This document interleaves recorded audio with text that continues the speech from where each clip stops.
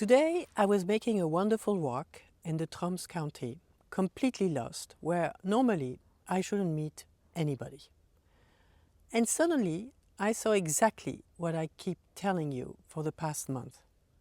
A couple who wanted to just experience nature, look at it, slow down, and experience it by painting it. As this couple doesn't want to be seen, I will respect their privacy and show you from their backs what they are doing, a painting à quatre mains, as we say in French, with their four hands. And you will see exactly the calm they are experiencing, which was really a wonderful moment.